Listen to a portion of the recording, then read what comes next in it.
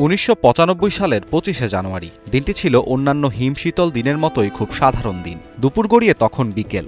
নরওয়েতে একদল গবেষক Northern lights বা অরোরা বোরিয়ালিস নিয়ে গবেষণার উদ্দেশ্যে একটি রকেট উৎক্ষেপণ করেন, কিন্তু রাশিয়া ভুল করে সেটিকে মস্কোর দিকে সরাসরি ধেয়ে আসা একটি পারমাণবিক ক্ষেপণাস্ত্র বলে ধরে নেয়, আর তাতেই শুরু হয় ভুল বোঝাবুঝির।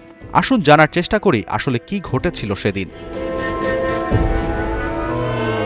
উত্তর মেরুর আকাশে বছরের নির্দিষ্ট সময়ে রাতের বেলা যে আলোর ঝলকানি তৈরি হয় সেটাই নর্দার্ন লাইটস বা অরোরা বোরিয়ালিস। আর সেই অরোরাকে নিয়ে গবেষণার রকেটই পারমাণবিক যুদ্ধ বাঁধিয়ে ফেলেছিল প্রায়, যা ভয়াবহ দুঃস্বপ্নের একেবারে কাছাকাছি নিয়ে গিয়েছিল পৃথিবীকে। রাশিয়ার উত্তরাঞ্চলে বিভিন্ন রাডার স্টেশনের দায়িত্বে থাকা সামরিক প্রযুক্তিবিদরা তাদের স্ক্রিনে বিপদ সংকেত দেখতে পান।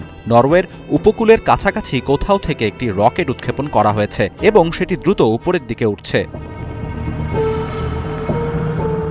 বার্লিন প্রাচীর ভেঙে পড়ার সাথে সাথেই পারমাণবিক উত্তেজনার আশঙ্কা শেষ হয়ে গেছে বলেই ধারণা ছিল তখন, কিন্তু হঠাৎ এই রকেট উৎক্ষেপণ দুশ্চিন্তায় ফেলে দিয়েছিল আকাশ পর্যবেক্ষণকারীদের।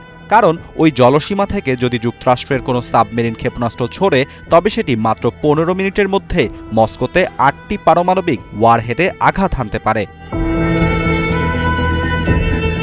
দ্রুত উপরমহলে পাঠানো হয় এই আশঙ্কার খবর।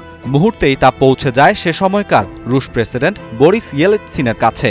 তিনি পরবর্তীতে বিশ্বের প্রথম নিউক্লিয়ার ব্রিফকেস সক্রিয় করেছিলেন।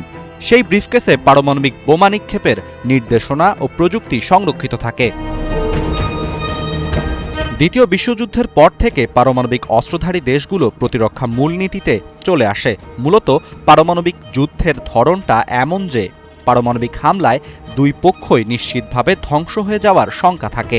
একে বলা হয় মিউচুয়ালি অ্যাসিওরড ডিস্ট্রাকশন। সেই উত্তেজনার মুহূর্তে ইয়েলৎসিন ও তার উপদেষ্টাদের খুব দ্রুত সিদ্ধান্ত নিতে হয়েছিল। তবে শেষ পর্যন্ত এই ভয়াবহ ঘটনার পরিণতি কোনো বিপর্যয়ে গড়ায়নি। আরাফাত ইসলাম, ৭১।